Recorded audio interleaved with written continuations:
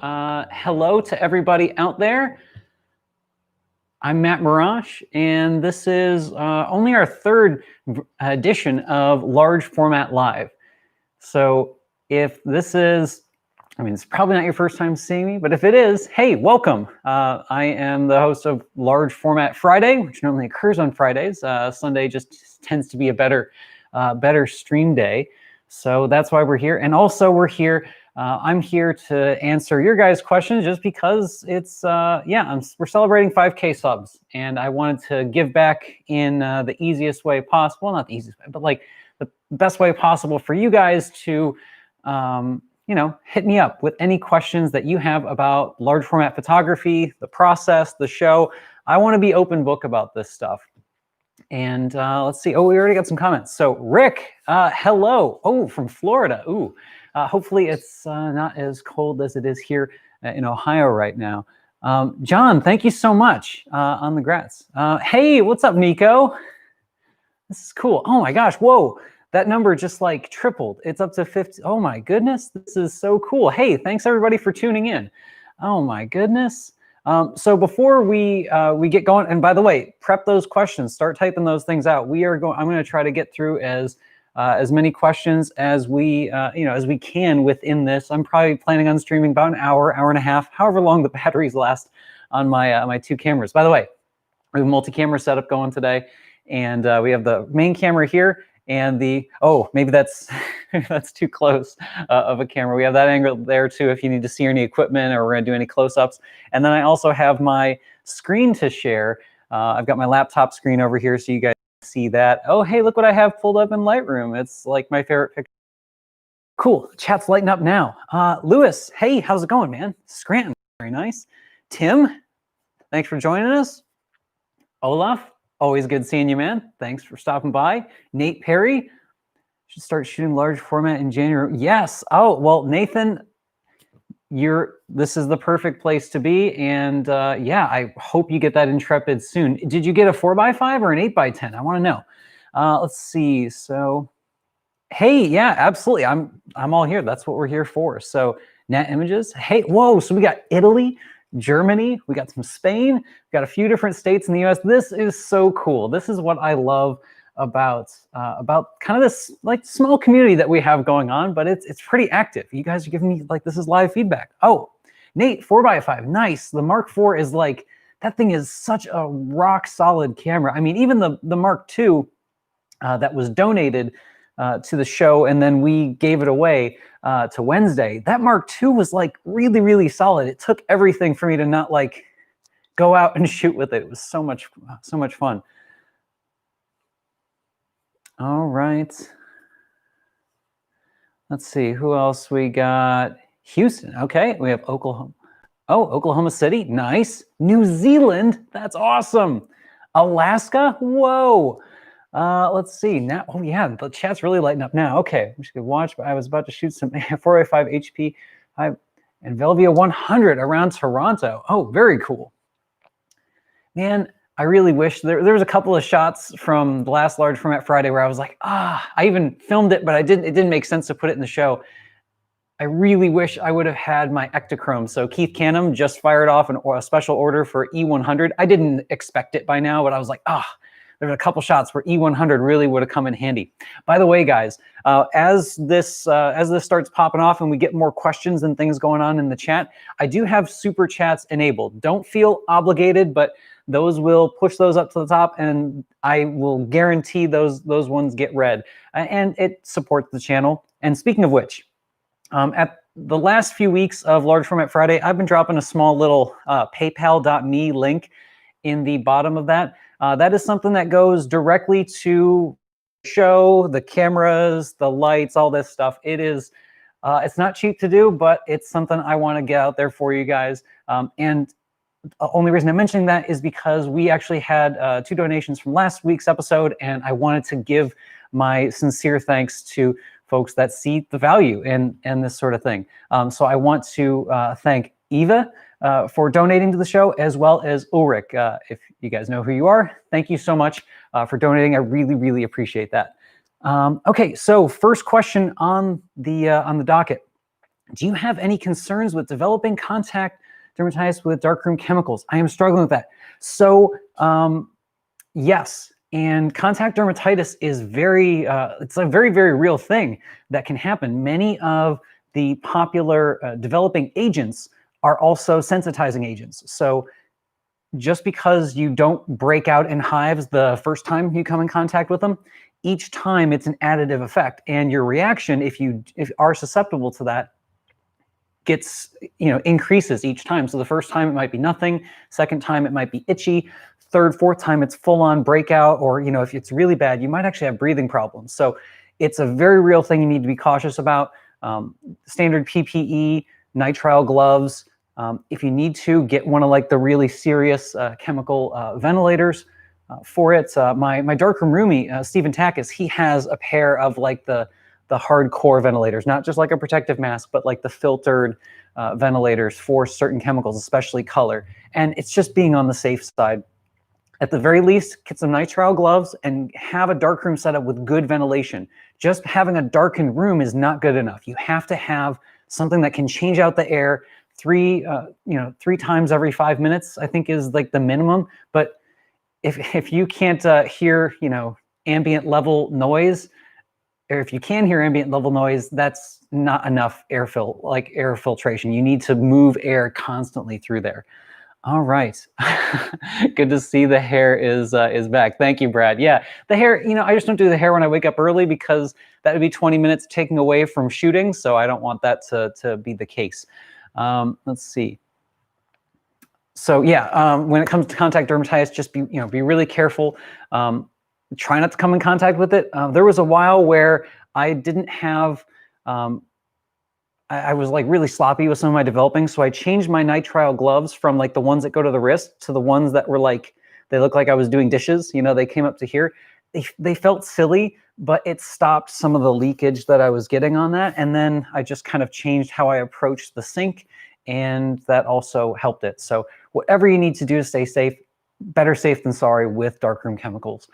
There are some more eco-friendly developers that are out there, but they have their own kind of quirks and they usually die out a little bit faster. So that might be something worth looking into. Let's see. More folks from Sweden. That's awesome. Adam, I think your hard work has finally convinced the algorithm to start recommending your channel. Just had it suggested a few days ago, and I'm loving it. Oh, well, thank you so much, Adam. I really appreciate it. Yeah, I do think the algorithm giveth and the algorithm taketh away. But I'm not too worried about that. I'm just doing, what I would probably be doing if the camera wasn't in front of me a lot of the time. So the last couple weeks worth of shooting, it's really cool to see that you guys have responded so well to it, because I was afraid there wouldn't be enough there. Because really what's happening is the only thing that's changed from the last 2 weeks to the last decade of shooting is now there's a camera, and now I can't just be silent. So most of those places I'd go, I would just have my lips would be chapped shut because I haven't said anything all morning, just kind of breathing it in. So the hardest thing is just explaining what's going on in my head while I'm shooting. But otherwise, I'm shooting kind of the same work. I mean, hopefully the keeper rate and the quality is going up. It's really cool to see that that's what you guys want to see. And I'm not going to just be only that in the field. We're still going to do stuff, here back and forth live and more strictly educational segments. But I'm really glad that you guys are getting something out of that. Whoa, Hamid. Greetings in Iran. That is awesome. Oh my gosh, we have so much represented here. This is so cool. Nat, thank you so much. Lee, hey, good seeing you, Lee. Thanks for stopping by. This is so cool. All right, pretty much able to work in the darkroom now due to my younger years when I thought it was too cold. Oh, I'm really sorry about that. That's a bit of a bummer. But I do know some folks that they had a very similar reaction with Metol. Metol is a really nasty sensitizer, and even if they are secondary contact, I have that sort of thing going on with, not with darkroom chemicals yet, but with poison ivy. If my dogs brush against poison ivy, lick their paw, touch the pillow, and I accidentally brush against the pillow, I'm breaking out like crazy. So I'm right there with you. I totally get it. Man, the Buffon of large. Thank you. Adam, have you worked with Ilford Ortho Plus? I got plenty of boxes, just started in large format, planning on tray developing under a safe light to start with. Actually, I'm going to change the camera just to change things up. Ooh, we got some of that backlight going on.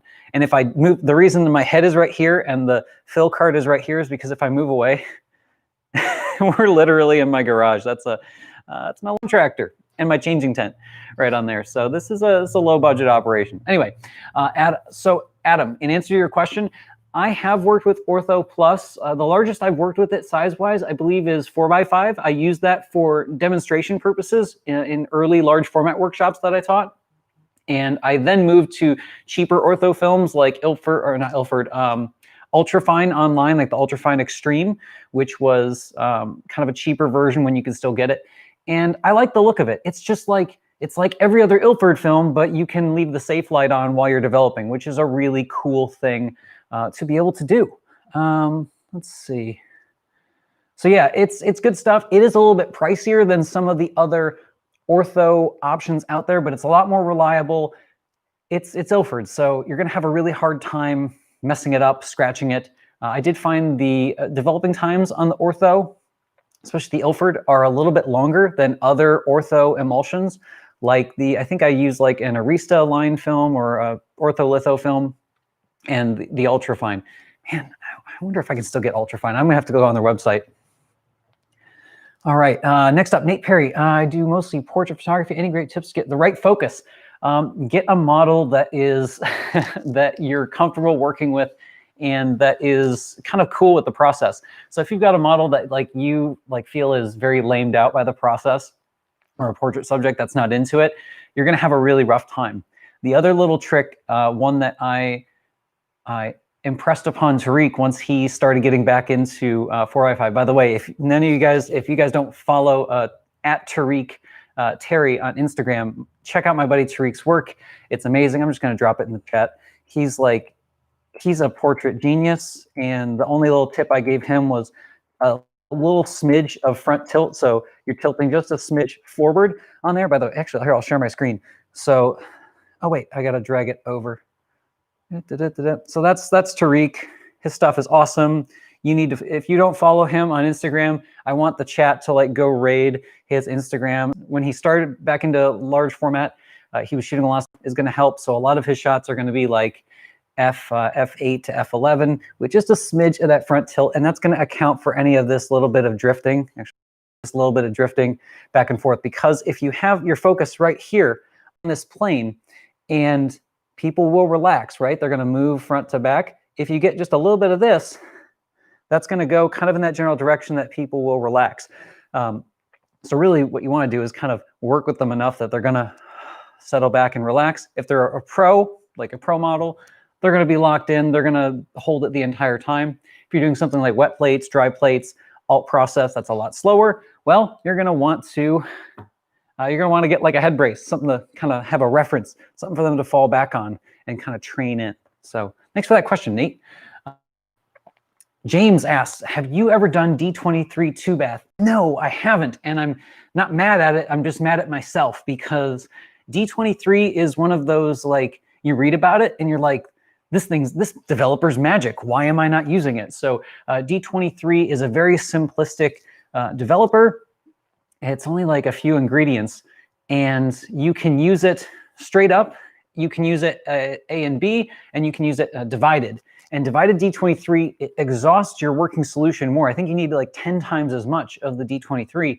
But what's happening is you put it in the A solution, so it soaks up all the stuff that it needs, all the actual developing agent, and then you drop it into an alkali kind of activator, and that starts the process. And the whole idea of it is any kind of range you could possibly pack onto that sheet of film is going to develop to exhaustion once it hits that second bath. I've seen some really neat work of folks that were doing stuff in D23. One of them is Kenneth Lee. He has some really, really neat stuff. So I really love that ability to tame highlights and just completely control contrast. And D23 is one of those that I do want to give a try. And I have no excuses. Like I have the raw components in my darkroom. I just haven't done it yet. So really good question.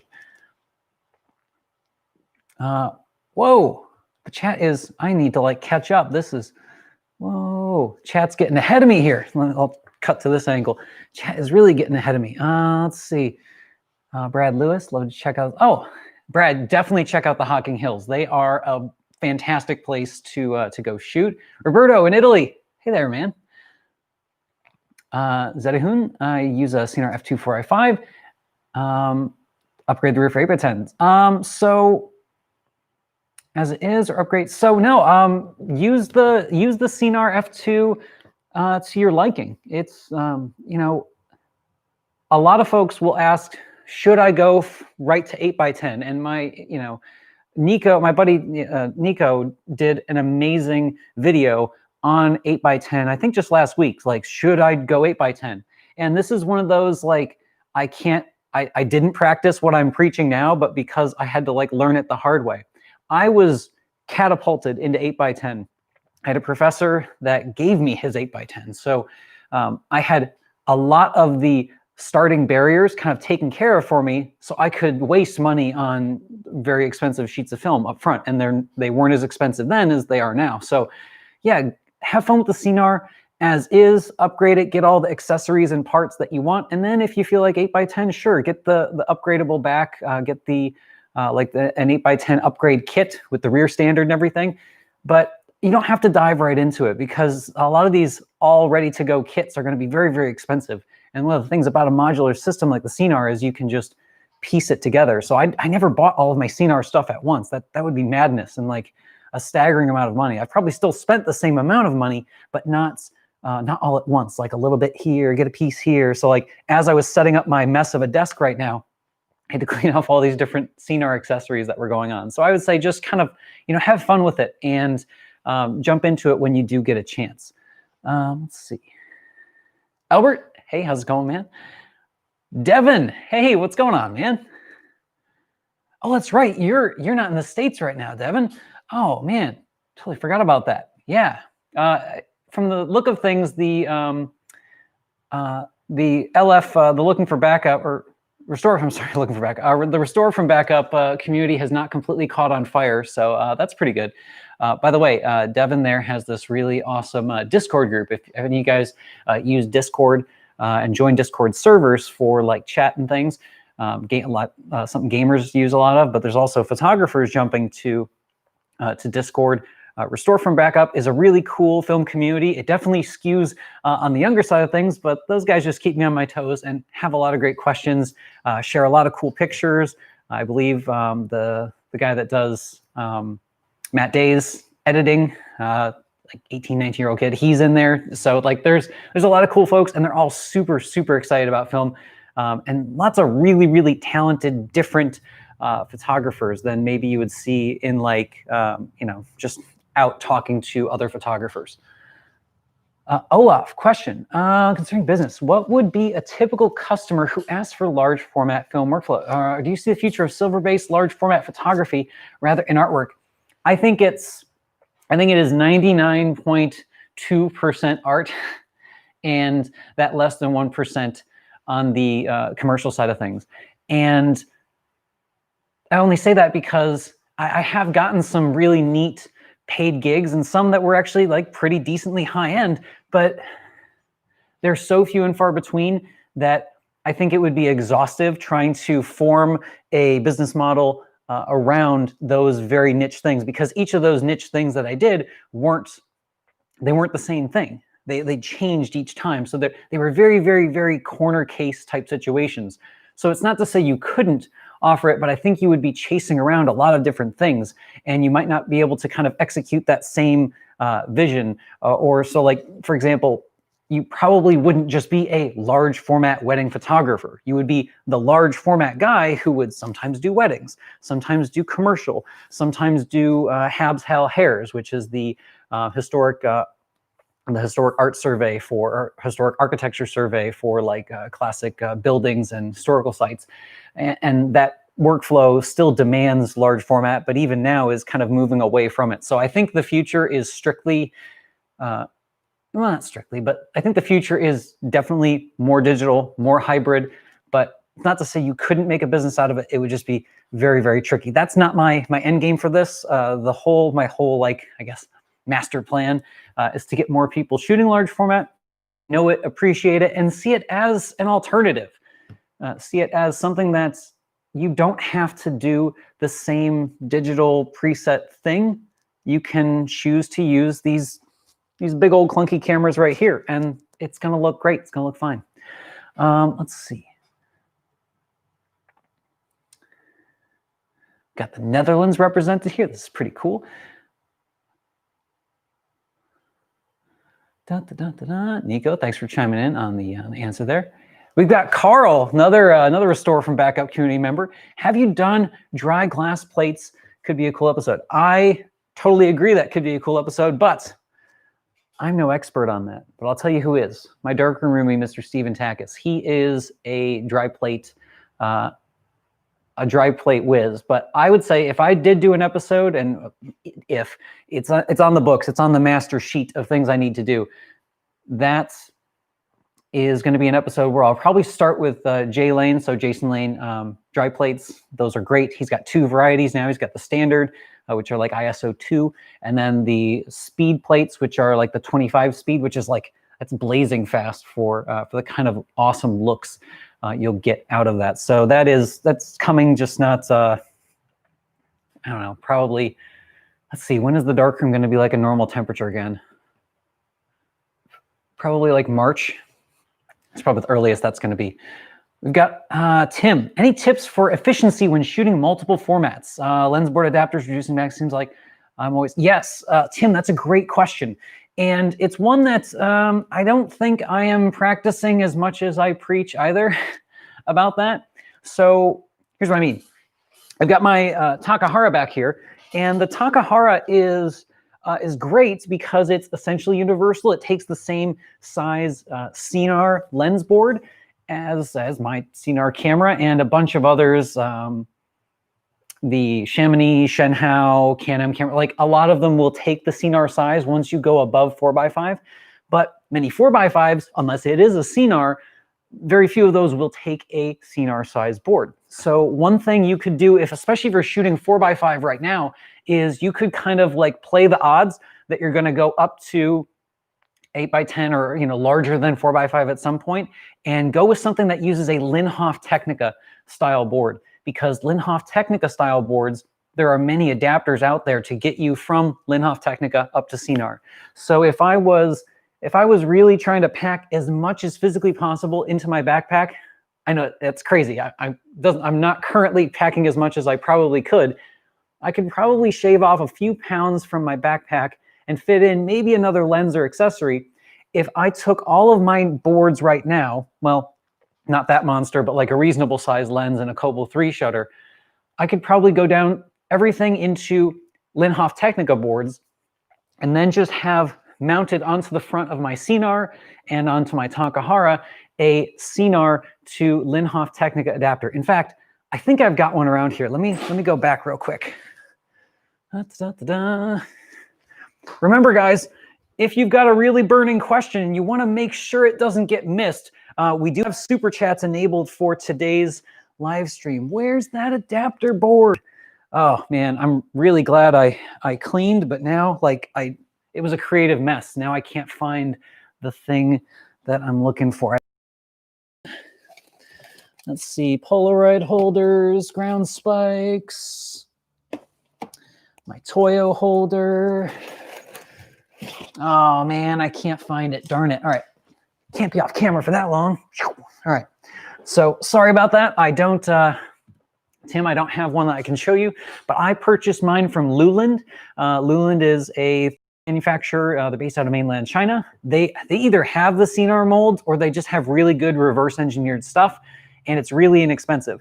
So I would check them out on eBay. That's Luland. They make some really neat adapters to go from like anything to anything. They're almost kind of like the Photo Deox of weird large format accessories.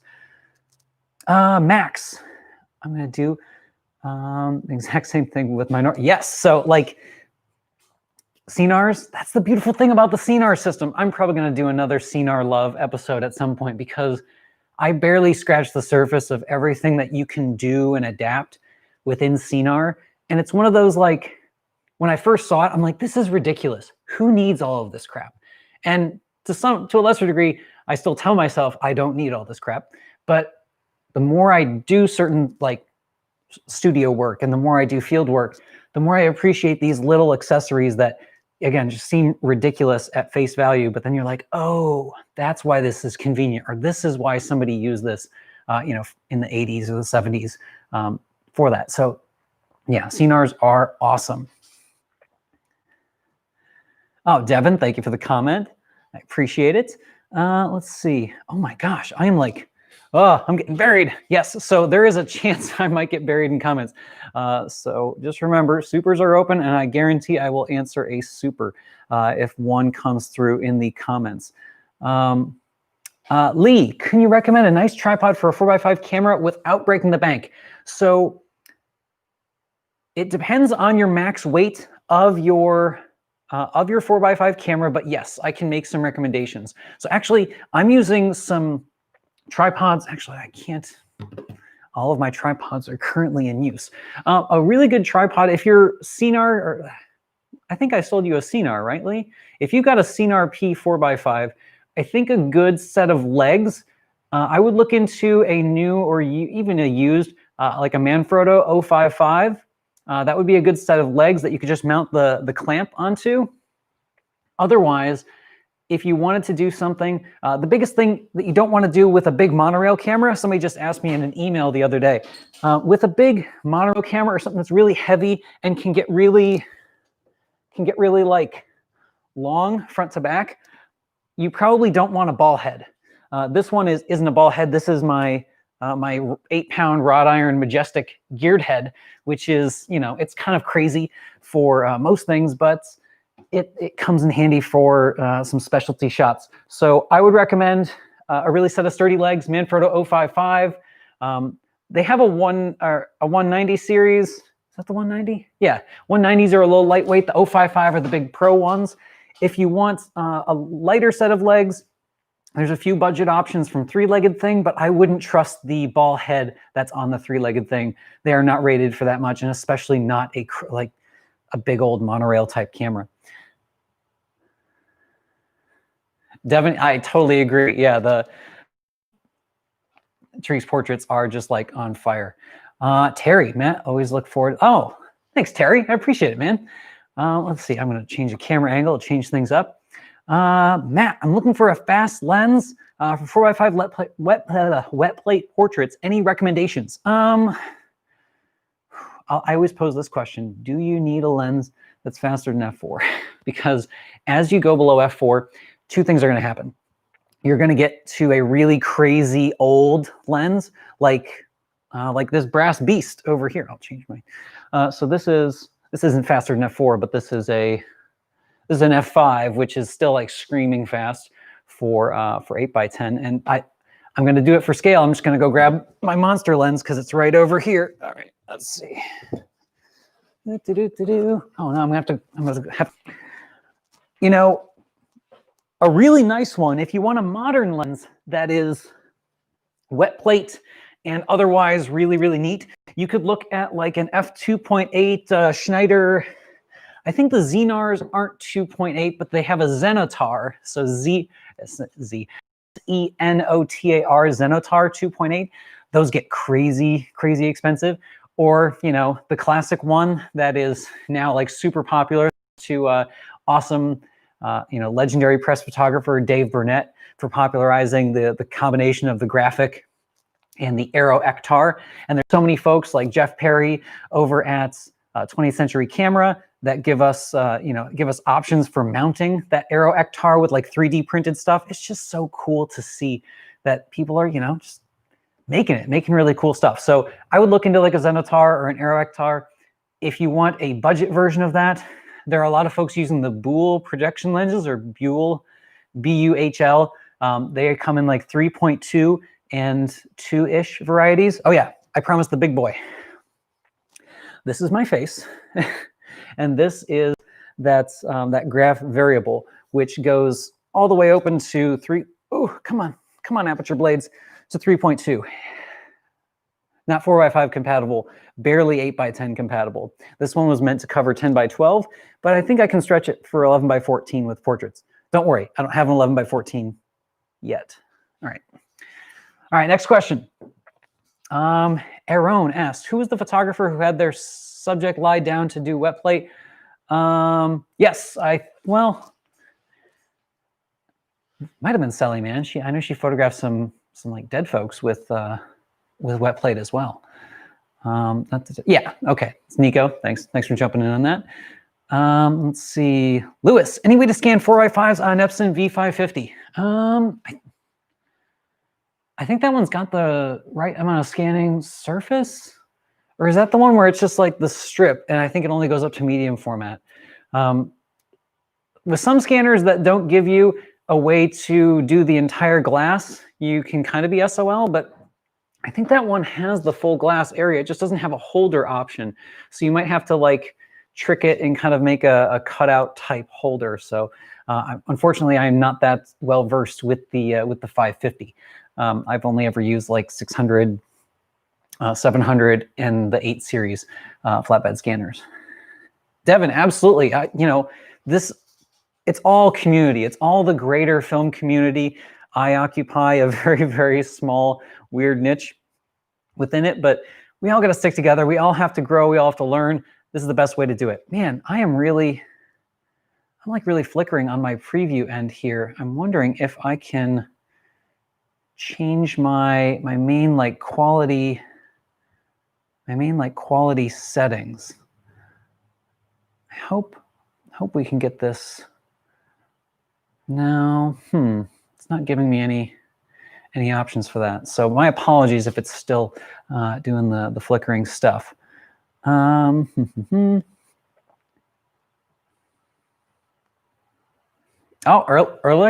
Ulrich, thank you so much for stopping by the chat. And if you didn't catch it earlier, again, thank you so much. I saw you donated after last week's video. Thank you.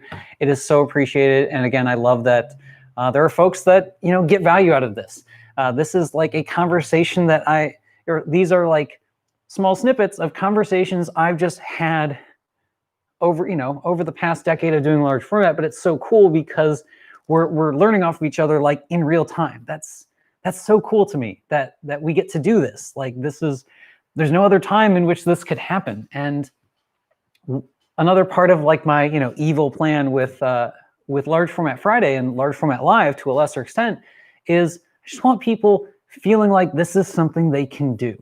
I want anybody watching this to feel like, yeah, I can do. Look at that. He's just hiking around the woods, doing this stuff. It's not that bad, and it really isn't. It's just any other type of photography. There are a few extra steps. Sure, it can be exhausting at times, but it's another way to express yourself. It's another piece of photographic art. It's just an alternative to it. So I want to show folks that it is possible to do that. It shouldn't be this big built up sort of thing. It's accessible. It's out there. All right. Anyway, enough preaching. Hi, Matt. What do you think about 4x5 versus 5x7?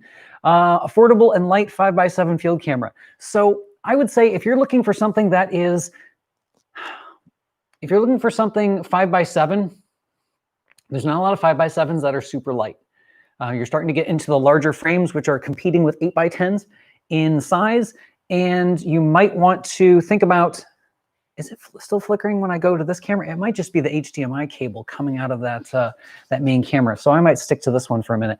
I still love the Can-Ham 4x5, 5x7. So his, Keith Canham's cameras, his Woodfield, it's not the lightest thing on planet Earth, but the frame is exactly the same. So you can buy the 4x5 to start, and then all you have to do is spend, all you have to do, they aren't cheap cameras, but they're super, super well made, super rugged, crafted in the US, and there is good craftsmanship to it, but the frame just changes out. So you buy an adapter back and then it goes on and you're good to go. I know Chamonix and Shenhao have some good 5x7 options too. Those are more inspired on the RH Philips design cameras, like the Philips Explorer. Those have a little gear shaft, a little gear drive in the back for focus. Some people were like, oh, you mean like the Intrepid? No, the Philips was like the first camera to have that. All these other cameras are just like modern takes on the Philips design cameras, which were made in Michigan, by the way. It's kind of cool. I had a chance to teach a Photo 101 class. I taught a digital photography class to a guy who was an apprentice for Philips. In making that, he was like, oh yeah, this guy was the worst. He had me sort through buckets of screws to find the right one. And I was like, that just speaks to the craftsmanship of that guy. So kind of cool. I can't confirm the RFB Discord is the best. It is. It's great. And, you know, for the memes, we got to have those every now and then too. Jesse, what do you think about 8x10 Polaroids? They're awesome. And, you know, here, what do I think? Let's, all right, we're going to go to the examples. What do I think about 8x10 Polaroids? Let me see. Do I have any here? I know I've got some hanging out in here.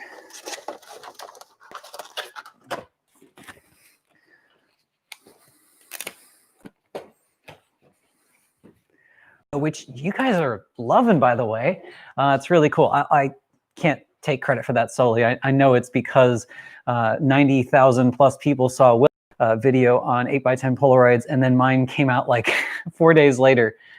It's really funny. Somebody was like, oh, did you see Willem's video and decide you were going to make one? I was like, do you know how long it takes to set up a studio shoot and do all of this others? No, it was just like, I guess we were both feeling the Polaroid vibe. Anyway, I love 8x10 Polaroid. There's one I did of Tariq during that shoot. Let's see.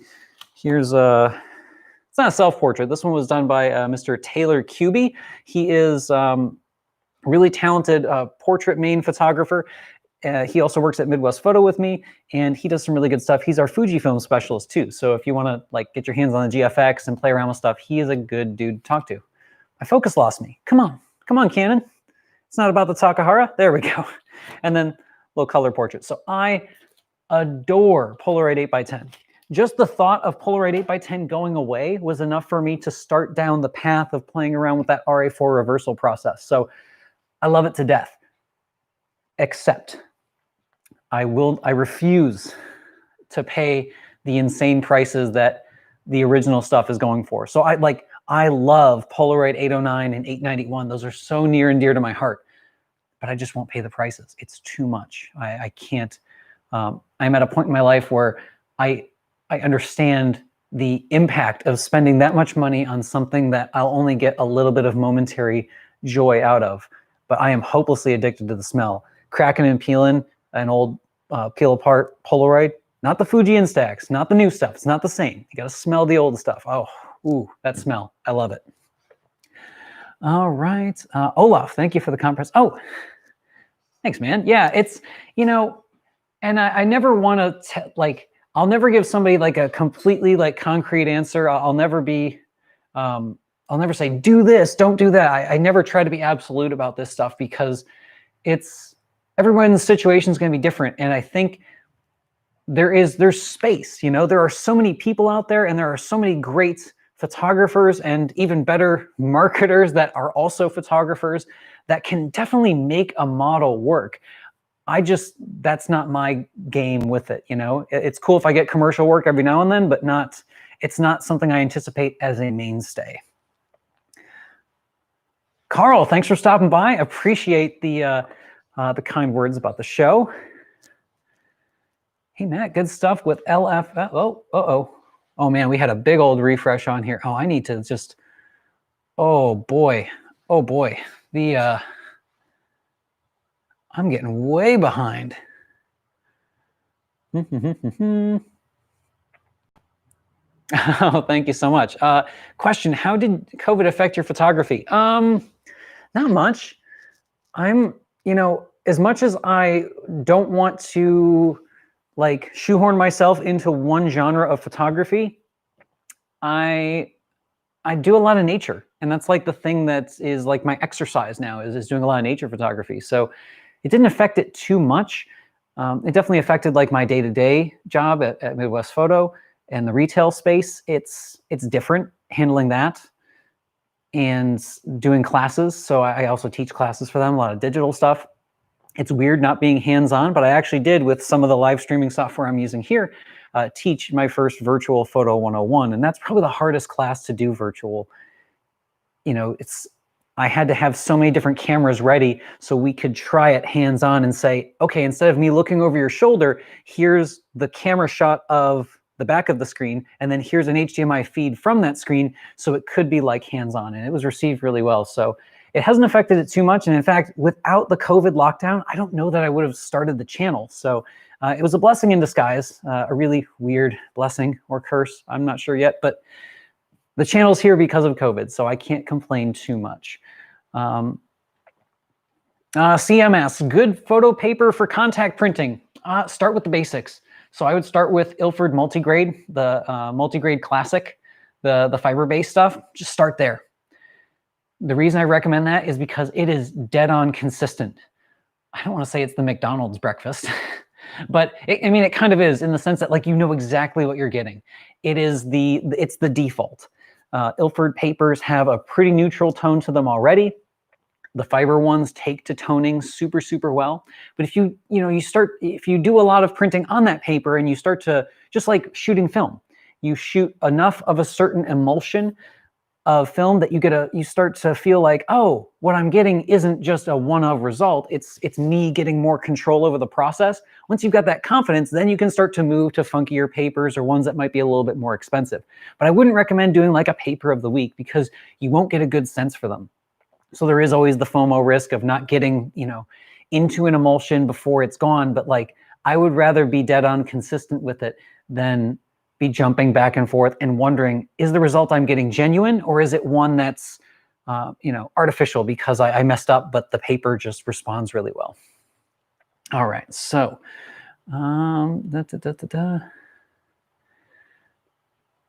So Ernst, yes, please, more CNR episodes. Yep, they're so coming. I regret getting a Toyo monorail. Stuff is actually hard to buy for it. So, around the Toyos, they're not the first thing I recommend, but the big but there is they still make stuff. It just takes a while. And I think in COVID times, it taking a while is not so bad, because it gets to you eventually. It's like their lead time for stuff now is like 9 to 12 weeks.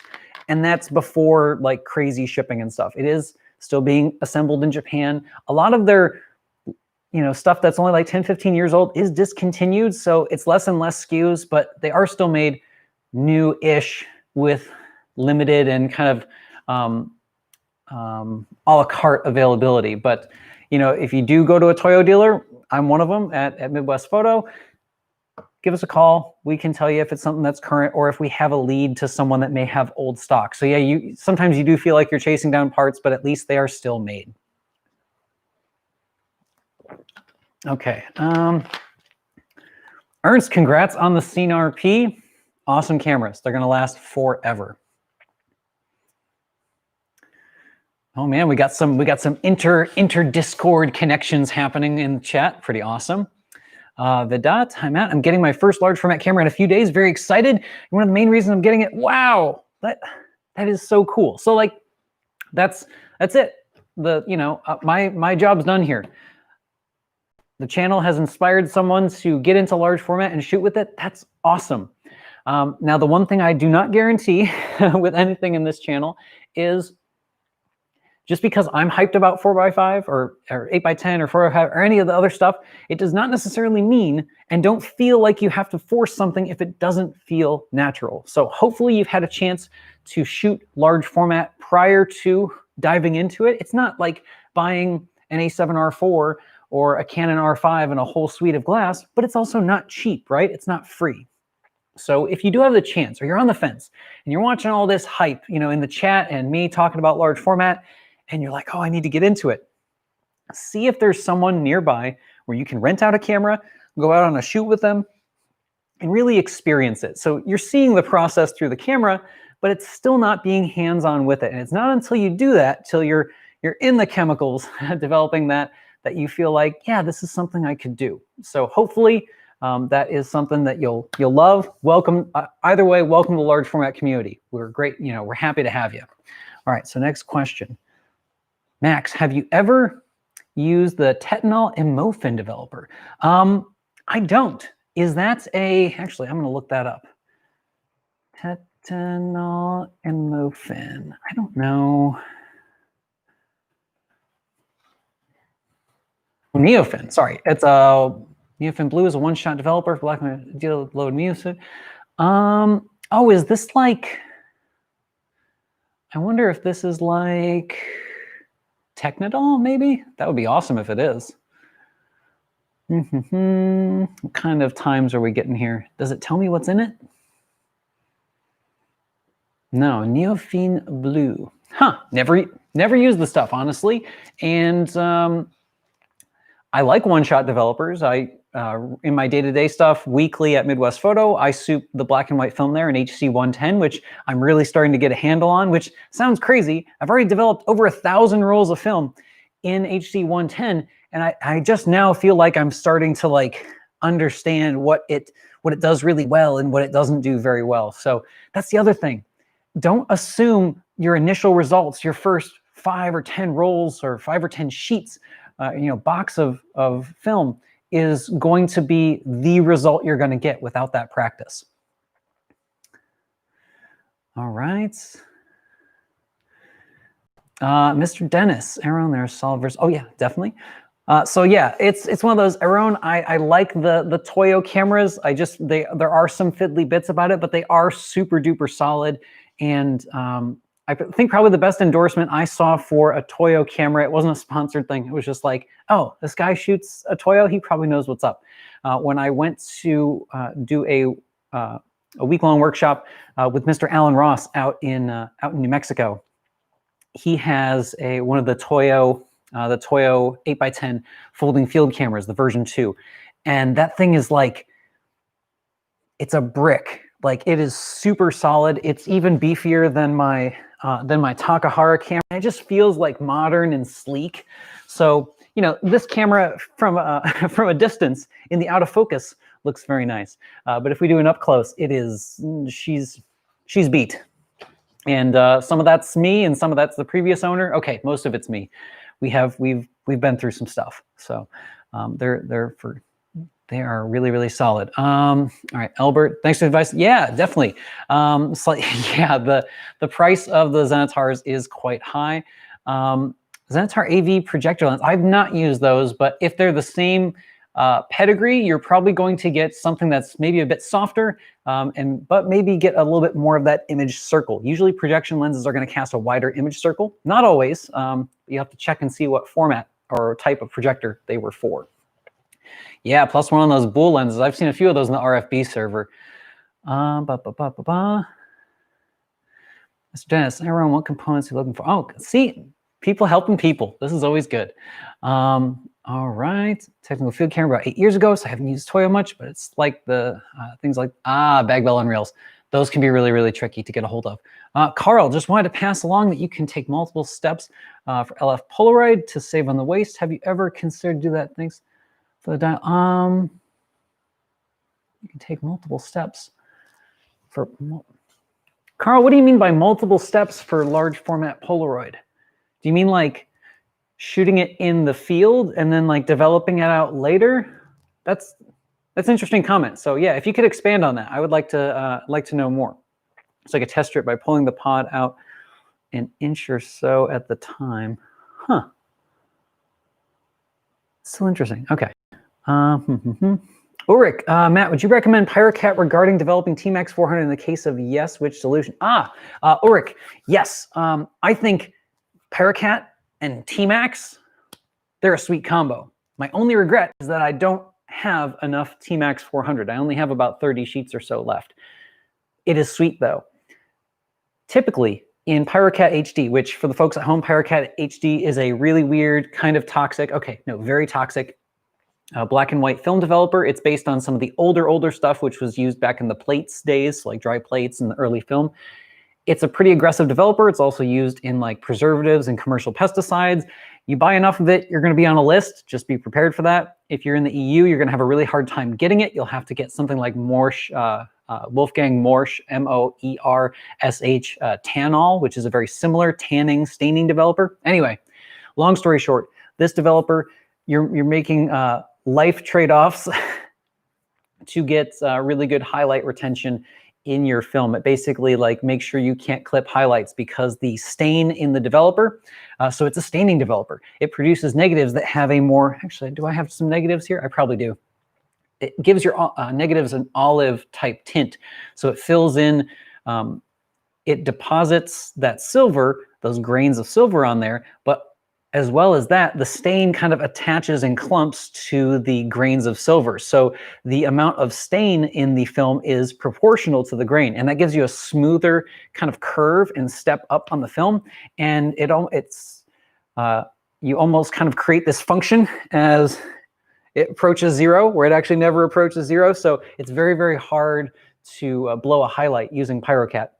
But in answer to your question, Ulrich, T-Max 400 in PyroCat HD actually gains a little bit of speed instead of losing it. A lot of films, especially traditional emulsions, will lose speed in PyroCat, but T-Max actually gives you a bit more. So you can rate your film at ISO 500, which is really cool. You can not deal with reciprocity failure as much because it's a T-Max film. And then you can develop it in something really simple like 1:1 to 100. So 1 part A, 1 part B, 100 parts water. I don't usually use the 1 part. One thing I've been using a lot of lately is 1.5 parts A, 1.5 parts B. I think some of that is actually to account for some inconsistencies in the public utilities water. I know for the folks at home, I should be using distilled water all the time, every time. If I am doing something really sensitive like rotary development, where it's constant, I will use distilled water, and then I'll jump down to a 1:1 ratio on there. Let's see. Max says, just wanted to let you know that I'm glad you're doing this. Always something to learn here. Any thoughts on printing color on a black and white enlarger? Printing color on a black and white enlarger. So, Max, if you are trying to get like color negative film through your enlarger and then use like your filter packs for like RA4 exposure and printing, it's not going to be a fun time. Typically, you're going to want a more diffuse light source to kind of help you out with some of those printing times on there. It's not impossible, but you might be using more aggressive filter packs when you're doing that. So like your yellow, your cyan, and magenta, you might have to be a little bit stronger on those than you would otherwise be in a dedicated color enlarger that has the mixing head built in where you just have to dial it. So it's not impossible, but it's also not fun. You'll just have to buy a really nice pack. I bought some Ilford Zebachrome filters. Buy a pack that you trust, which I would do like a little bit of research first and see, hey, can I use this filter pack with a black and white bulb source and get some good results? And it might also help to try and source a bulb that's going to be that the exact correction of that bulb in your enlarger to account for any of those starting inconsistencies. You might even, if you want to get nerdy, you can get a color meter and hold it at the bottom of the enlarger and really see what that color balance is to start. So you can find your baseline pack for it. Tim, VDS made some really nice lightweight 4x5s. Not sure if they're still producing them. I hear of VDS cameras every now and then. And who's the other one? Stenopika, Peka. They make some like a lot of cameras now. So there's some options, but the one I'll always recommend are the ones that are a little bit more modular, even if it's a field camera. So the Canon is like the first one that comes to mind, just because it's a Swiss Army knife. And it's also a really super solidly built, just pretty camera. So that's why I recommend those guys. Yeah, around instant film in large format is sweet. Again, I am so excited for that lomography graph lock back. That's such a big deal. Some folks were complaining initially when it came out, saying like, this thing, you're not going to get the full coverage. Like, I've been so long without having like good, inexpensive instant film. I don't care. I just want to see that Instax wide on there. I'll throw a 4x5 reducing back on my Takahara just to see, just to get that look back. It's so nice, and it's a fast film. You know, Instax wide's an 800 ISO film. I'm ready. I am very much ready for that Instax, or not Instax, yeah, the Instax back. Let's see, Jonas, my Shenhao non-folding 5x7 camera. Yeah, Shenhaos they're sweet. They're pretty nice. Chamonix also makes a really good one. Let's see.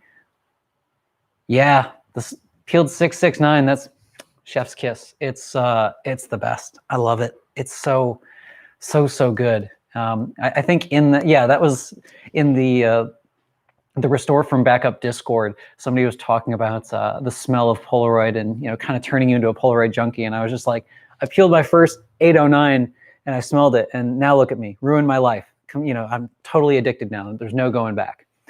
Let's see. Brad has a question. I saw you had some early vids on carbon printing. Do you still do carbon or other alt process? Maybe. No, it's not really maybe. It's just I don't do a lot of printing because I don't have access to the same plate burner source that I had before.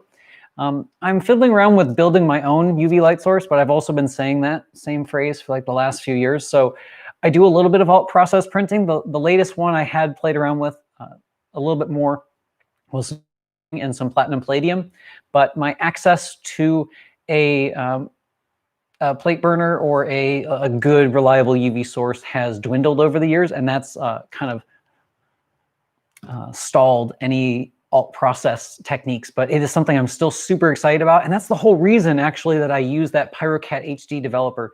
If I use that PyroCat HD developer at a more aggressive concentration, like a 2 to 2 to 100 ratio, it gives me density that can then approach printability directly onto the alt process. So my 8x10 negative will be good for silver printing. Well, it'll be harder to silver print then, but I can scan it pretty well because it can scan through the stain pretty easily. And then I can also just slap it right on the paper and print from it. And the reason I initially did that was because I had this, you know, big stick up my butt saying, I'm only going to make these dual purpose negatives and we're going to do everything all analog. And the truth is now the digital negatives are really good. Bostic and Sullivan has a really quick and easy, convenient curve system. And you can go as ham on digital negatives as you want to. But the fact is they're really easy to get good, dependable results now. And unless you're using something with a really point light source like a plate burner or the sun, diffused source printing and LED source printing, you can get some really nice results. All right, Alex says, what's the best way to protect your big lenses? Get a big cap on them and store them in a place that is, it doesn't have to be like perfectly temperature controlled, but you don't want it to be a place that has a lot of moisture. So in my shop here in little strategic locations, I have some of these little metal canisters that have a desiccant in them. And that desiccant is something that I just have to bake in the oven at like, I think it's like 200 degrees or something for a few hours, and that resets them. So they're just like big silica gel packets that I can reheat to get rid of the moisture. I also, in the summer, those little desiccants are not good enough for here in the summer. So in the summer, when I'm recording episodes in here, you'll know because I'm like sweating after like 5 minutes, but I'll have like 1 or 2 dehumidifiers in here just pumping, just to make sure that I don't get any like mold or any spread or of anything with the lenses. Some folks will go and get like the protective cases, like the glass cases that have the temperature controlled environment and everything going on. That's cool. Those can be kind of expensive. My buddy Tariq, another shout out to Tariq, he has a really ingenious system. He uses one of those big, those rolling toolboxes. So like the ones you'll see the auto parts guys having like the big standing toolbox. He'll pull out a drawer and it's just got his lenses in there and he's got little desiccants. Tariq's doing it right, you know. He should just be like, Tariq, get over here, get in this chair, talk to the people because you've got all the answers. Anyway, next question. Ulrich, any experience using lightweight 8x10 cameras like Chamonix in comparison to the heavier traditional cameras using the same heavy and sturdy tripod? Ulrich, yes, I have gotten the chance to put my hands on and run a few sheets through a a Chamonix view camera, gorgeous.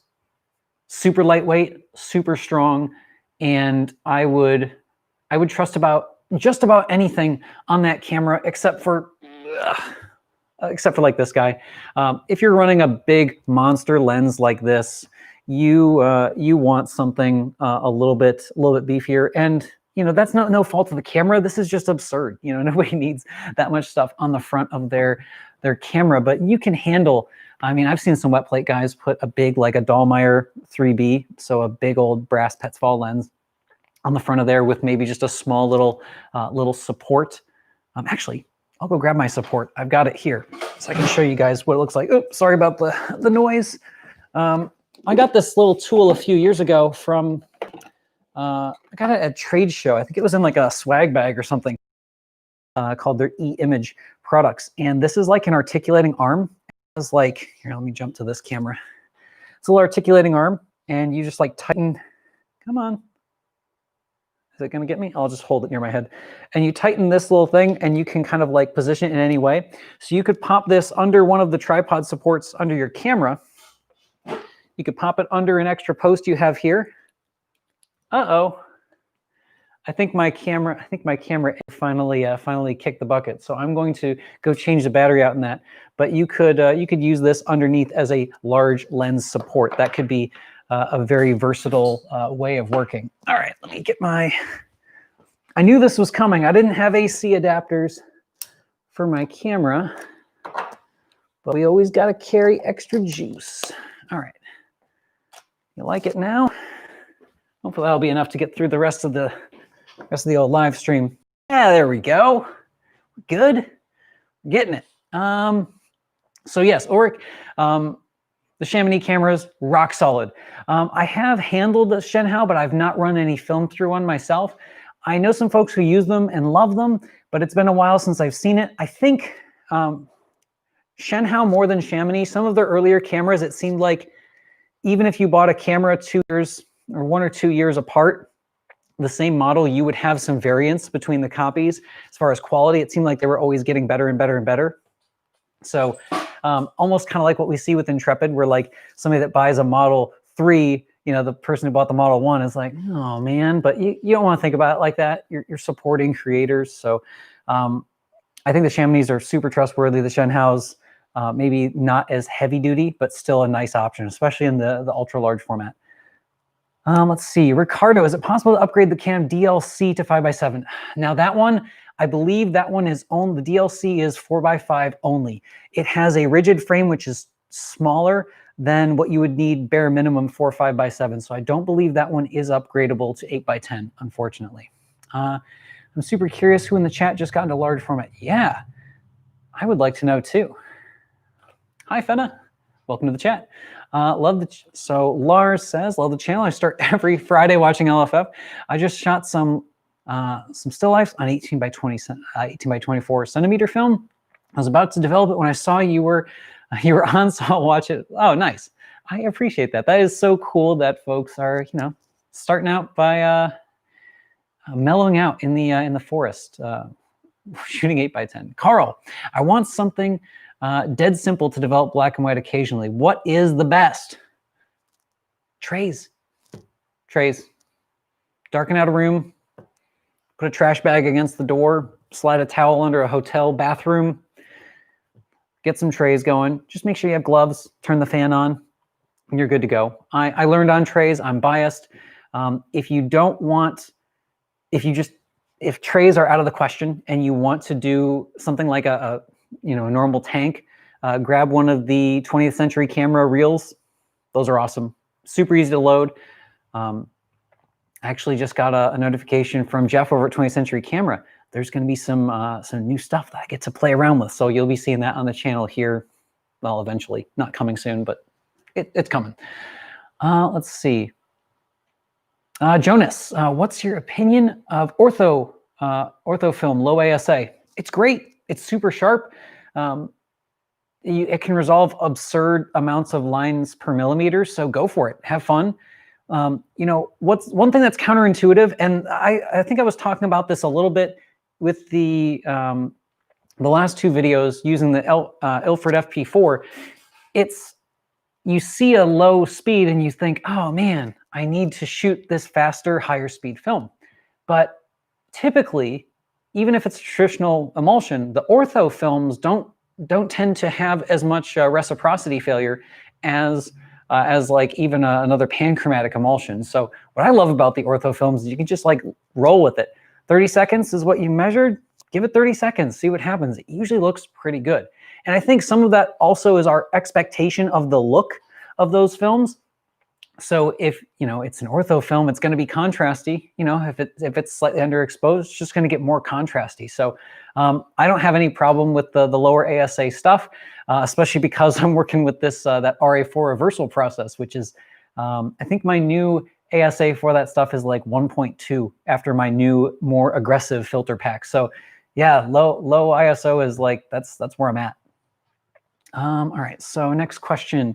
Ali, any experience C41 development followed by digital scanning? Removing orange inverts to blue, bias from the acetate has been difficult. Ali, that's a great question, and I am not the expert on that, but I can send you to who is. There is an excellent video from Alex Burke. So Alexburke. He is a legend in large format landscape photography. His color work is the thing of dreams. Like if I could shoot like one color landscape that looks as good as something Alex has shot or QT Luong has shot, I'd die a happy man. They are the landscape photographers I want to be when I grow up. So they're awesome. But Alex has a great tutorial video. It's like 5 minutes long on how to successfully get rid of that color mask and start to get reasonable, realistic colors. And I think the C41 film he's using in that example is Portra 160, which is a really common emulsion.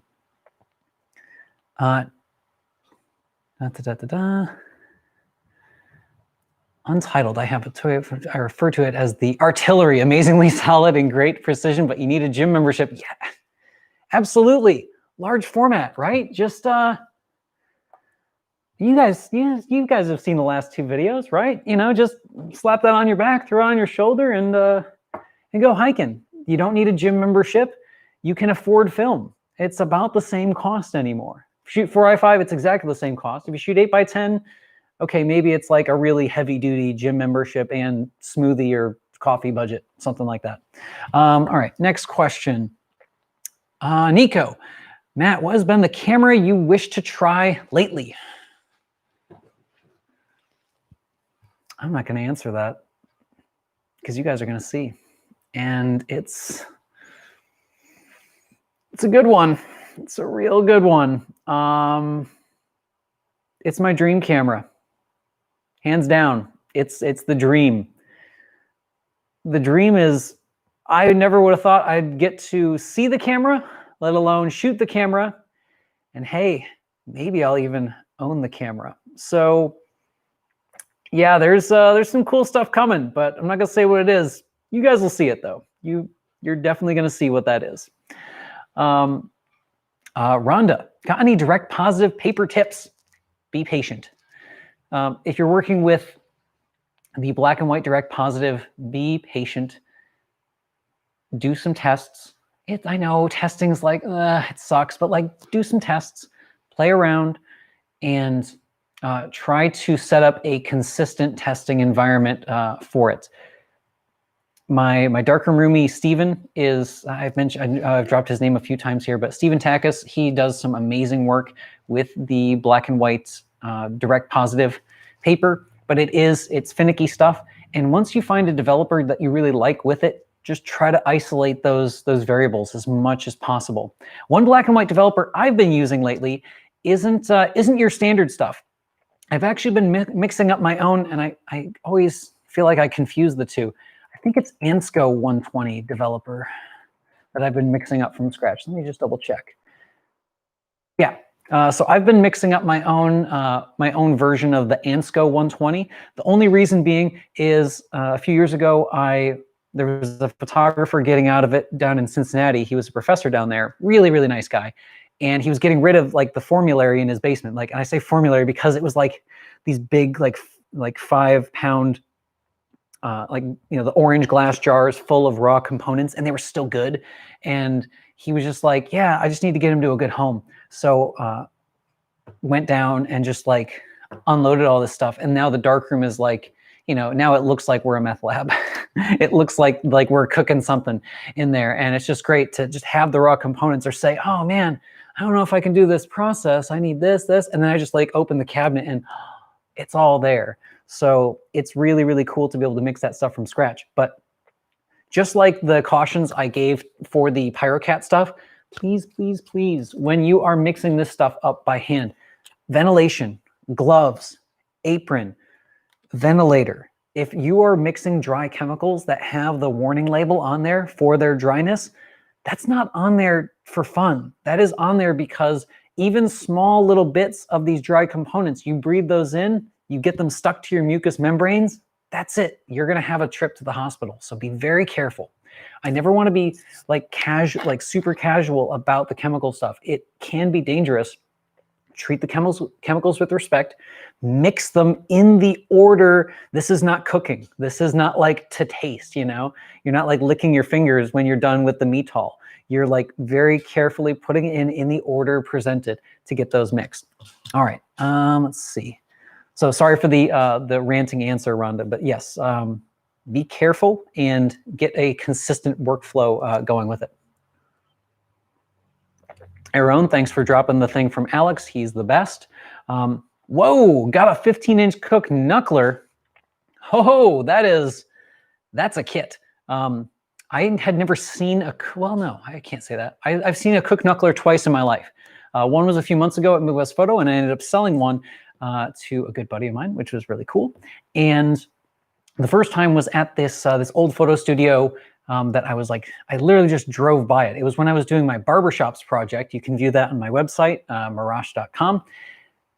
And I think it was like Troy, Ohio. And this studio just had this big, beautiful camera out front. It was an 11x14 Deerdorf with like the big wrought iron, you know, wheels that just rolls everything out. And the camera has like the big crank to tilt it up and down. It had this monster lens on it with like these looks like brass knuckles. That's why they call it the Cook knuckler. And it's a soft focus portrait lens. And it was, this is just beautiful. This is this museum piece. I love those things. Yes, I agree, Nico. Alex, he's Portra LF King by far. Vidot, what are your thoughts on panoramic adapters for usage with roll film? Aces, go for it. If you want to shoot up to 6x12, that's the largest you can go on 4x5. There's a few different adapters you can do. Graflex made some really good adapters that you can get. Now those ones are fixed backs. I know Chamonix and Shenhao made their own roll film backs. Oh no, I don't know why my camera's cutting out, ladies and gents. I feel like that battery should have lasted a little bit longer than it did. I'm gonna go check that one. Well, no, it's fine. We'll run on this camera. If that camera goes out, we'll jump to a computer. Plus, we're only gonna go in honor of 5,000 subs. I'm going to be streaming for exactly 5,000 minutes. So we've got about 10 minutes left. And Vidot, in answer to that, if you wanted to go 6x17, you would need to get 5x7 or 8x10 for it. Shenhao has this crazy 6x24. You know, if you want to get like 2 or 3 shots on, I think it's 2 shots on a roll of 120 film. They have a 6x24 for 8x10, which is monster. It's insane. Let's see, Gaston. Greetings in Argentina. That is awesome. Lars, have you ever used a 2-bath developer for compressing dynamic range of a scene? I answered that a little bit earlier with the D23 question. I haven't. I want to. And well, I guess, no, I have. I've used PyroCat divided before. I've used my PyroCat HD as a divided developer before. And I didn't notice any difference because PyroCat HD is the type of compensating developer that kind of does that as a ready-to-go bath, because it's also A, B, and water. But it's, I didn't notice any difference in the compensating effect when I did that. But one thing that was cool about it is I was able to use different emulsions. So I had I think I had FP4 and HP5 in the same stack of film. and I was able to develop them at the same time. So that is one advantage to a divided developer like that. You can actually have different emulsions because they will just go to termination because they've already absorbed in the emulsion the developing agent, and then the activator is the part B. So yeah, it is a promising thing. It's pretty cool. It seems like magic. You know, whenever you read up on these stories of developers like doing this one awesome thing, they become like they're built up as the magic bullet. They're this great thing. They're just like anything else. You're going to need to work at it. You're going to need to practice more. But once you do get that feeling, you get through that initial hump of some ho-hum results or some great results followed by results. You just have to work through it and practice more. Let's see.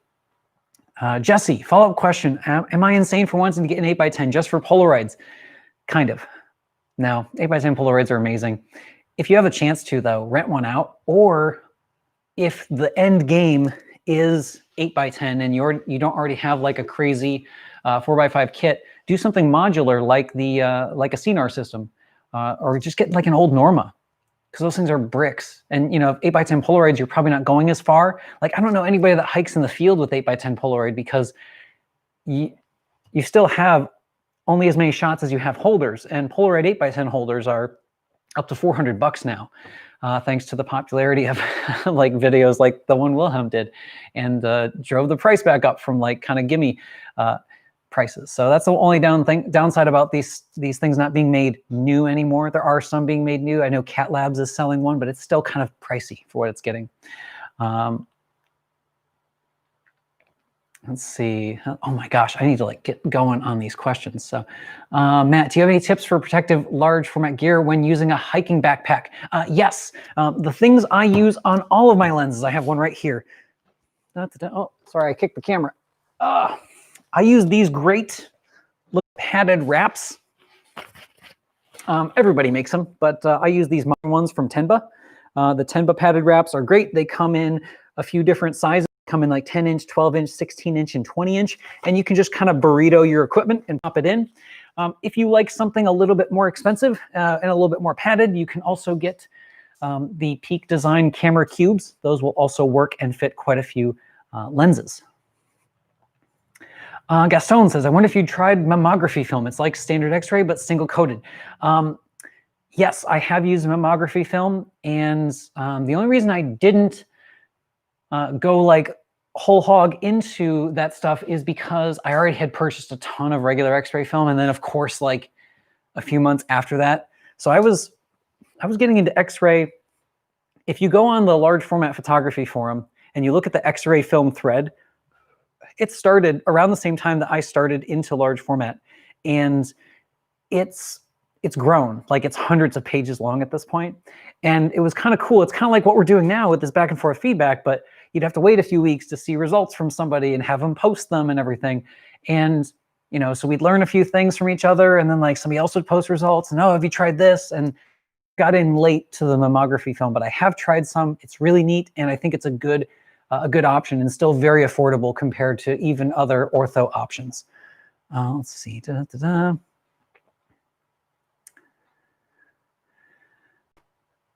Duncan, just been editing my first shot on MPP 4i5 monorail, and I've spent the weekend cleaning up and the last weekend making bellows for both new experiences. Well, Duncan, welcome to large format, and thanks for stopping by. Let's see. I think someone likes the old, at least somebody likes the John Deere. I hate that thing, but it's because my dad's a farmer and I have opinions about John Deere and their no right to repair type sort of things. Anyway, this isn't a tech channel, so I'm not going to talk about that stuff. Michael Wellman, Richard Ritter makes, yeah, he makes some really good stuff. Very, very well engineered. I had a chance to meet him at the Photostock conference. So Photostock is this yearly conference that takes place up in Michigan at the very top of the Mitten in Harbor Springs. It's hosted by Mr. Bill Schwab. If you guys don't know Bill Schwab, he has some pretty awesome work, and he has a pretty cool YouTube channel that he's been putting on some really like Zen kind of stuff and some alt process videos. So check him out. He's pretty good. Michael, yeah, steering press, you know, I haven't given it enough of a fair shake, but I've heard many, many good things about it. Oh my gosh, Devin, thanks for stopping by as long as you did. Oh my goodness, Intrepid's in the chat. What?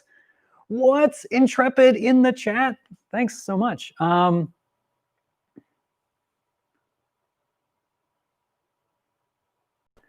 Intrepid, did you not get my copy? Oh my goodness. Yeah, I very much remember that shot that I did on the High Line with you guys. Let me cut over to my laptop view and jump into my grid here. I should have the High Line shots. Let's see. I'm gonna look, see if oh no, I can't do this through a third-party screen. But suffice to say, yes, Intrepid, go ahead and what's the easiest way for me to get something to you guys? Pin message. I'm gonna pin that message. Actually, I'm gonna pin that to make sure. Oh, pinning's not gonna do too well. But yes, Intrepid, I need to get you guys a copy. I have physical prints. I sent a few out. Maybe they just didn't make it to my Ilford guy. So I'll have to check. But yes, I have physical like contact sheets. Came out great. It was really, really cool. Let's see. Oh, RA4 reversal question. I've been doing it for a few years and occasionally getting modeled paper effect and have never figured out. Yes, that modeled paper effect is really, really annoying. As best I can tell from archive posts and stuff. So when you're doing the RA4 reversal process, which is taking color negative paper and doing reversal process and all sorts of other crazy stuff to it to try and turn a color negative paper into a direct color positive, you're doing things that the emulsion is not meant to do. And seeing colors, it's not necessarily meant to see. Let me get a sheet so the folks at home can see what I'm talking about. If you haven't seen the videos for it yet, I recommend checking those out. Those are, they're up on the channel. There's 2 episodes on it. This update one was Large Format Friday from a few weeks back. So here's like some outtake ones that didn't make the show. So here's a creepy looking portrait. These ones will have a bit of the modeling effect showing up in there really, really close. I find that the modeling effect happens the most in the out of focus regions because the out of focus region won't have a sharply defined area for density to form during the black and white masking exposure. And from archive posts, I found a few posts from Photo Engineer, who is this awesome dude. Rest in peace. He actually passed away earlier this year. He was a Kodak engineer at Ron Mowry, and just an awesome dude. He had posted that the addition of a small amount of benzotriazole, which is a restrainer, a very small amount of that or other types of restrainers during the black and white processing step can reduce modeling, but it also comes down to the different emulsions of the paper that you're using for that. And for example, this is Fuji, I don't know if it'll even show up in the shot. This is Fuji Crystal, no, it's not gonna show up. This is Fuji Crystal Archive, and it has way worse modeling. If you go to something like Kodak Super Endura paper, it's almost completely gone. So it is an emulsion to emulsion sort of thing. Okay, I'm gonna try and breeze through some more questions here. Will the chemicals damage a household? Yes, Ken, great question. If you've got a septic, you've gotta store those chemicals. You have to bottle them up. I have a septic system here at the house, and nothing goes down the drain. We've been in the house for about 1.5 years, and we want to keep the septic system as nice as possible. We just do the monthly maintenance where we flush down the little chemical soup that they sell you in the bottle, really smelly stuff, but that maintains it. And no oil, no coffee grounds, no film processing chemicals. Those all stay bottled up and disposed of at your nearest hazardous waste facility. You may have to pay a fee for fixer because it has heavy metal in it, but that's the cost of doing business with film photography. Oh, Lewis, thank you so much. I really enjoyed doing this Q&A so far. All right, I want to try and blow through some more questions.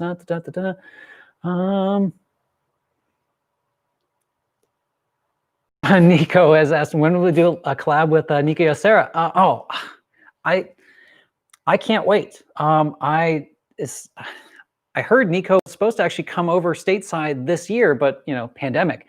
So when he stops by the States, I'll be mad if I don't see him during that, because we've been like back and forth online buddies for years now, and love his work, love his channel, everything he's doing for the entire film community, and especially with his large format videos. He kind of inspired me to get back into it. I was like, Nico's doing it, and he's doing a killer job. I want to do my little spin. So yeah, love the guy. Want to meet him. I want to go shoot with him. Let's see. Oh no, not 5,000 minutes, 5,000 seconds. No, not minutes. I got things to do today. Let's see. Tom, I have a Tessar 500 f6.3 and a brass lens. Whoa, yeah, that's a monster. 500 millimeter lenses. That's definitely an 11x14 for sure.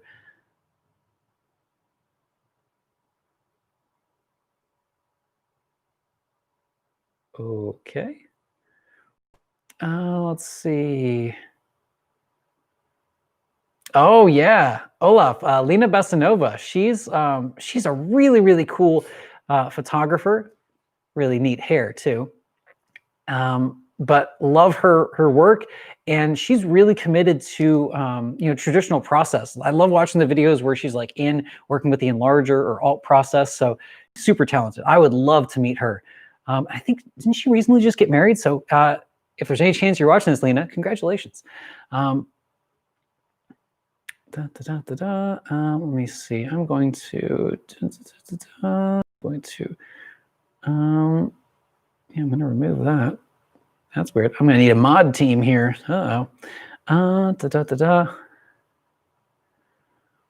Cool. Luis, wow, so many guys talking about film photography. This is a place for yeah, there's a lot of folks that have film photography channels, but I think there's room for everybody. We all have our own spin. We all have our own goals we have with it. My goal is just get folks in large format, get them excited about it. And I want the information to be accessible, because I think for so many years, when you like click on an article that somebody shares and there's that paywall, paywalls suck. I don't want to be that. I guess I want to try and be as much of a like Wikipedia-ish of large format, and make it feel approachable and like something you want to do or try out. So that's my whole end game here with the channel and large format in general. Let's see. I wish someone resold Kodak paper and cut sheets rather than full rolls. Apparently, yeah, you can purchase. You'd have to purchase. You can get Kodak paper in almost any size and almost any finish and cut. The problem is you got to buy a lot of it. That's the big thing. You're going to have a rep who is dealing with like commercial accounts, because once you have a commercial account set up, you have to hit huge minimum order quantities. You'll pretty much have to order a pallet of stuff, but it's one of those, don't say they don't, they do. It's just maybe not the most affordable. You can't buy like a 25 pack, but you would have to buy like 2,500 sheets worth to make that thing work. Let's see. Francois, are the old Comba Plan tanks any good? I have opinions. I'm not a fan, but I have seen people use them. I'll leave it at that. Tim, she got married to oh, cool. The king and queen of analog photography. Hey, that's a good title to have. Whoa, whoa, that's pretty cool. Did not know that. Tim has a question. Thoughts on some of the 8x10 f9 lenses? They're awesome. So I own one of them. Well, it's an unofficial one of the f9 lenses. So I have a Schneider G Claron, which is it's actually a process lens. But I think the lenses you're referring to are like the Fujinon A, Fujinon C lenses, or the Nikkor M series, like the 300 and 450. They're awesome, like amazing lenses. They're finally, I think they're kind of back up to the value they deserve to be valued at. So you're not gonna get one of those lenses for free. You're probably gonna pay minimum $600-700 for one of them, but they are excellent. They are super lightweight. I think the only one that maybe is a little bit smaller than the 300 f9, there's a really tiny one, a Fujinon 300C, which is a 308.5.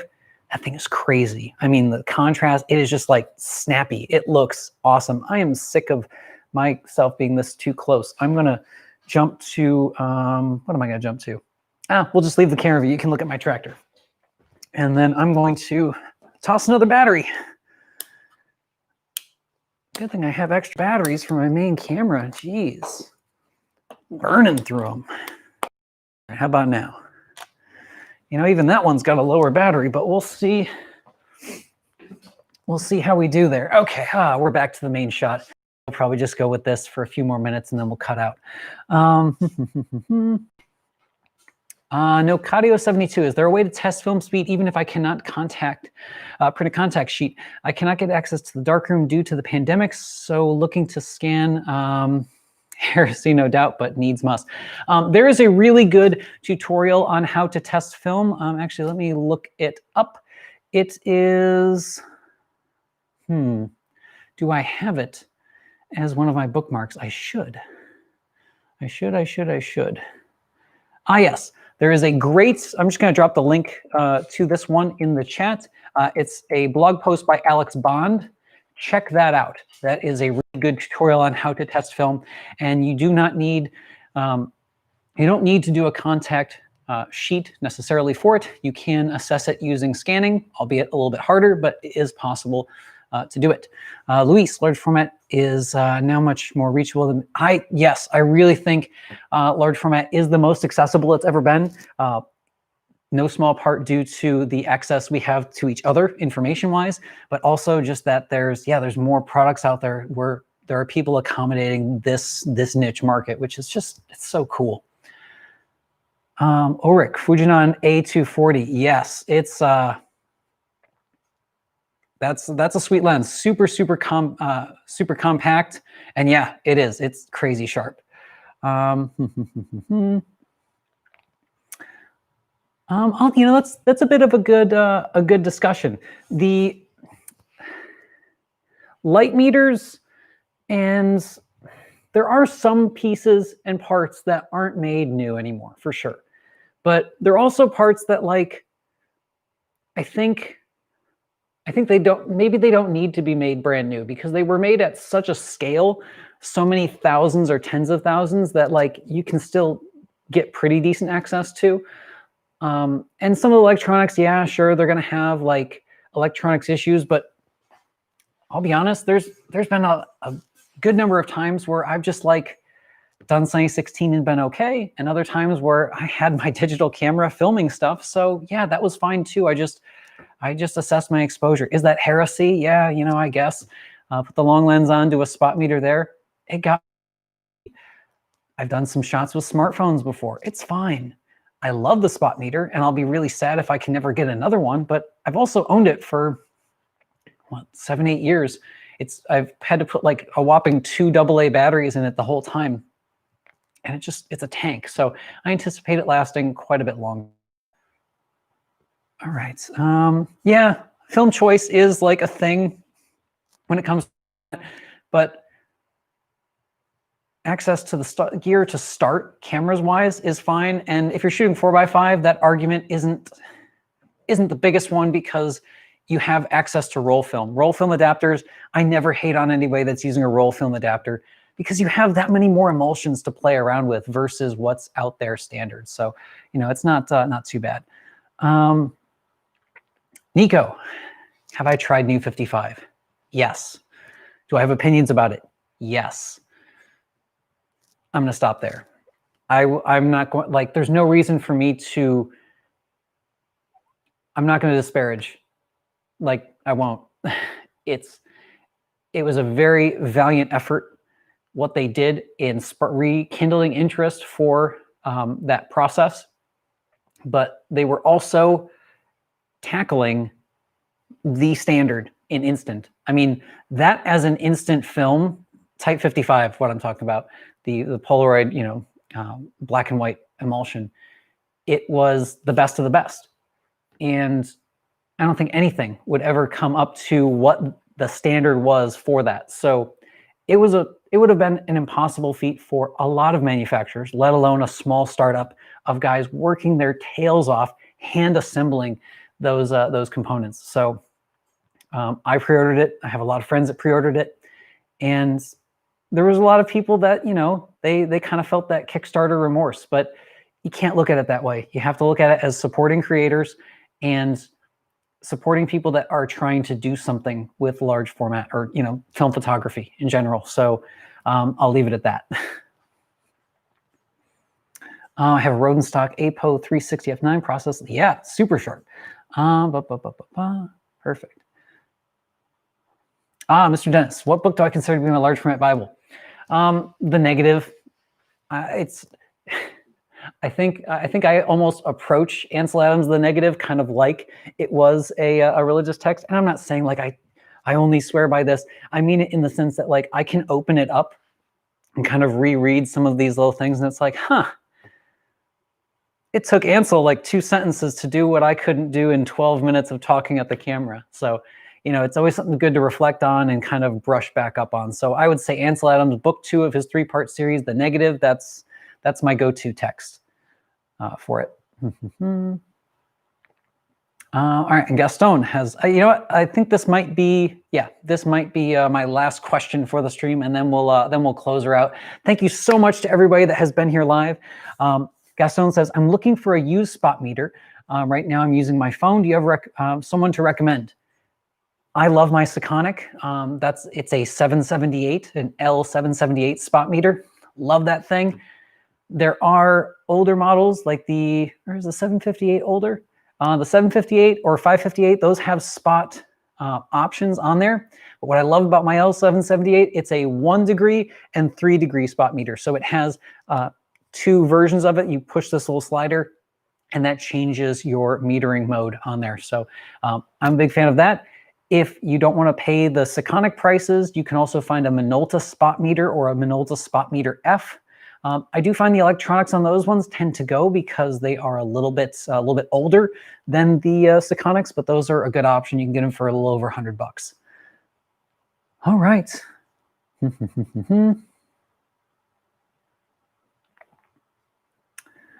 All right. Matt, talk about metering be interesting. Yes, I always want to be talking about metering because it's something that you have to like ingrain into yourself for large format. It just becomes a part of your process. And I don't want to undersell that as like this small thing you shouldn't do. It is definitely something that you should practice and practice and practice, and never assume anything, because there are so many things that can trick our vision. You know, every time I see one of those things pop up on social media, that's like not like a magic eye, but it's like one of those, here's the circle and here's this circle and which one's darker, you know? It's like, no, it's your brain. Our brains are easily tricked by things because we're not actually experiencing anything. Our brains are predicting stuff and giving us feedback based on that. So that's really easily fooled with our eyes and brains. And something like a meter is like very concrete. So we're taking, you know, what we're assuming and using these measurements we're taking with our meter and kind of arriving at something that'll end up in our exposure. Yeah, guessing on exposure is a good thing. Luis, this is a special live stream to celebrate the 5K subs. I don't plan on doing this thing weekly. Whew, that would be a big undertaking. But if you did enjoy this live stream, I am going to drop a link to one more thing in the chat. And yes, this is a bit shameless on the plug side, but that's fine by me. Call me a sellout if you want, but you know, the channel only happens when I have time to make it happen and the resources to make it happen. And if you like the production quality of these things, you like me going out in the woods and shooting a lot of expensive film, it does add up. There are costs associated with that. I've taken a big hit for the year on it, but it's okay because more people are getting to large format. That's what it's about. If you feel like supporting the show, there is a link now in any of my Large Format Friday videos, and it will be a link like that. Oh, wait, no, it's just going to be this one. That was the wrong link. //paypal.me/Matt M. So that clicking through that link, that will donate directly to support the show.